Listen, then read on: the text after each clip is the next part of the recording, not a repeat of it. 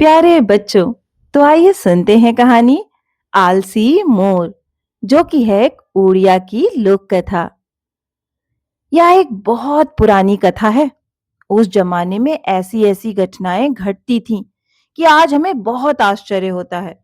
एक मोर और एक मुर्गे ने मिलकर एक जमीन खरीदी। आपस में दोनों ने यही तय किया कि जमीन से जो भी फसल मिलेगी वह बराबर बराबर बटेगी। इसलिए खेती का काम दोनों को करना होगा। मुर्गे ने भोर में उठकर अपना रोजाना का काम खत्म किया। तड़के जगना उसकी आदत है। उसने दातून करना, नहा धोकर पूजा पाठ निपटाना, नाश्ता लेना आदि काम जल्दी खत्म कर दिया और मोर को बुलाने के लिए बांग लगाई।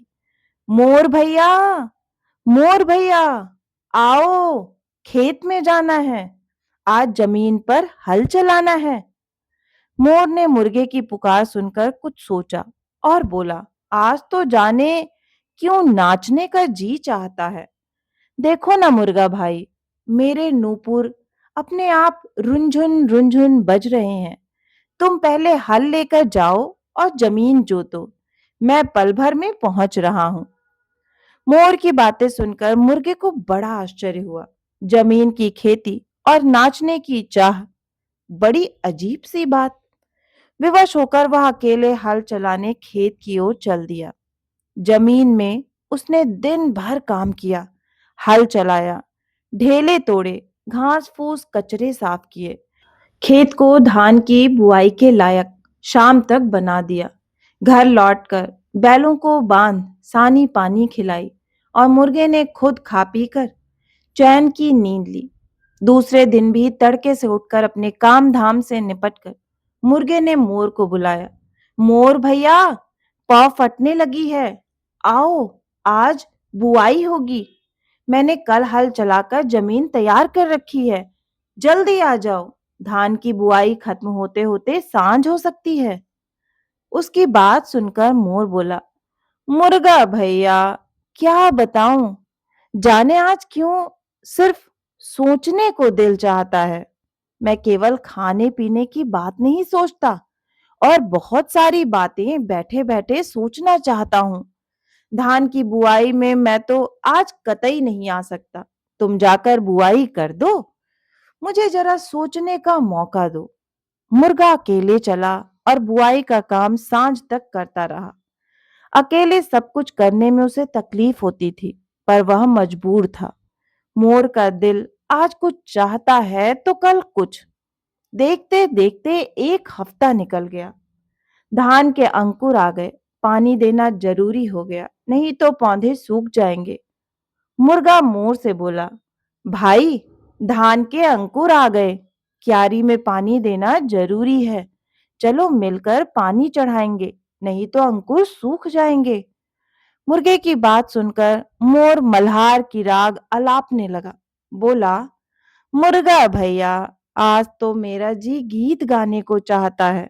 मैंने संगीत शुरू किया है कि घटा उमड़ेगी और रिमझिम पानी बरसेगा।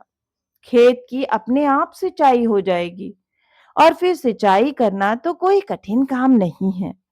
तुम सिंचाई खत्म करके जल्दी घर लौट आना, मेरा संगीत सुनना। उसने गाना शुरू कर दिया। उसका गाना सुनकर मुर्गे का कान फट गया। वह बिगड़ गया, वहां से उठ खड़ा हुआ और चला खेत की सिंचाई करने। सिंचाई का काम करने में उसे खुशी मिल रही थी। वह रोज खेत में जाता था और सिंचाई का काम करता था। देखते ही देखते धान के हरे हरे पौधे खड़े हो गए। हरे भरे पौधों में वालियां निकल आईं। लहलहाती बालियां पक गईं। पीले पीले धान के खेत, झुकी झुकी लंबी लंबी बालियां देखते ही बनता था। मुर्गा अपनी फसल को देख फूला नहीं समाता था। कटाई का वक्त आ गया। मुर्गे ने मोर से कहा, मोर भैया, धान पक चुका है, चलो कटाई करें, नहीं तो चोरी का डर है। मोर बोला, ना ना, नहीं जा सकता, आज तो खेलने को जी चाहता है। माफ करना, आज जाना संभव नहीं है। धान काटने ऐसा कौन सा कठिन काम है कि कोई दूसरा नहीं कर सकता? तुम अकेले भी काट सकते हो। मुझे क्यों बुलाते हो? मैं आज जरा जी भरकर खेलूंगा। मुर्गा अकेले चला। उसने कटाई की, बीड़े बांधे और ढो ढो कर खलिहान में जमा भी किया। उसका मन इसलिए दुखी था कि उसका दोस्त हाथ नहीं बटाता था।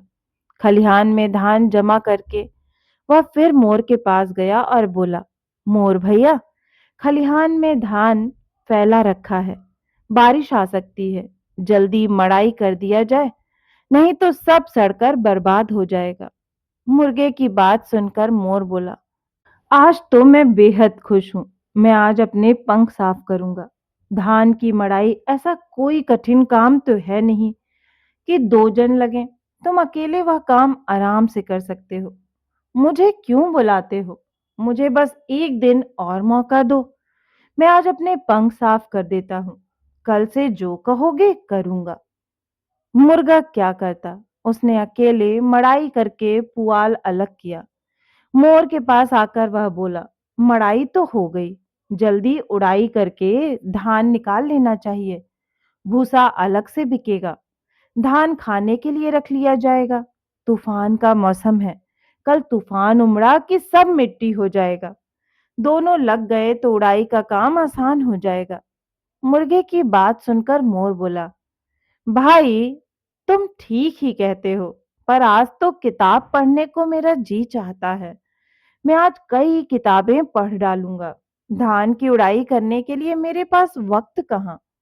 अरे हाँ, उड़ाई तो बड़ा आसान काम है, तुम अकेले भी कर सकते हो। मुझे क्यों बुलाते हो? मुर्गे ने अकेले सफाई की, धान के दाने अलग और कुट्टी अलग। इस काम को निपटाने में उसे कई दिन लगे। धूप में काम करते करते उसका माथा भी गर्म हो जाता था, लेकिन वह हर एक काम यत्न से करता था। कुट्टी का ऊंचा ढेर खड़ा हो गया, धान का ढेर उसके सामने लग गया था। उसी वक्त मोर आहिस्ते आहिस्ते खलिहान में आ पहुंचा।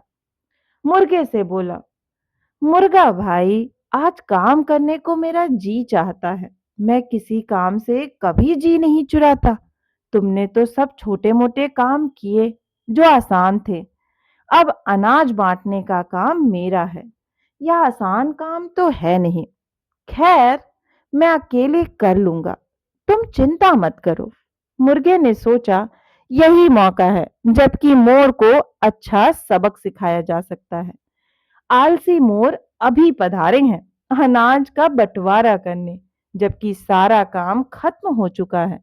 उसे मालूम है कि मोर धान और कुट्टी का ढेर पहचानता नहीं।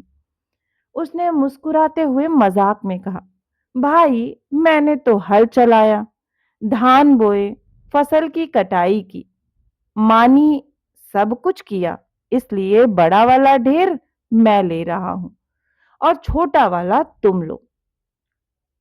मोर क्या जाने बड़े ढेर और छोटे ढेर में क्या अंतर है, किसकी कीमत ज्यादा है। मोर ने कहा, क्यों, मैं तो तुमसे बड़ा हूं, बड़ा हिस्सा मेरा होगा, मैं ही बड़ा ढेर लूंगा। यह कहकर मुर्गे को धकेल कर वह कुट्टी के ढेर पर चढ़ गया। मुर्गे को धान ही धान मिला। धान बेचकर उसे काफी पैसे मिले। वह अमीर बन गया। सब लोग उसके पास धान खरीदने आए। कुट्टी खरीदने मोर के पास भला कौन जाता। कुट्टी बेचने वह बाजार गया तो एक बोरा 2-2 रुपए में बिका। अपना सा मुंह लेकर वह रह गया।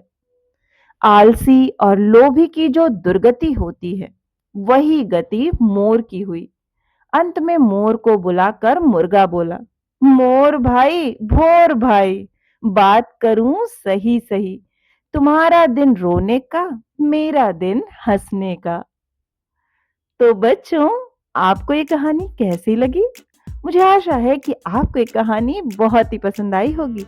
अगर कहानी पसंद आई है तो मुझे प्रोत्साहित करने के लिए लाइक करें, अपने दोस्तों के साथ शेयर करें और हाँ, इसी तरह की मनोरंजक कहानियां सुनना चाहते हैं तो इस चैनल से जुड़ें और इसे सब्सक्राइब करना ना भूलें। फिर मिलती हूँ एक और नई कहानी के साथ। तब तक आप सभी अपना खास ख्याल रखें।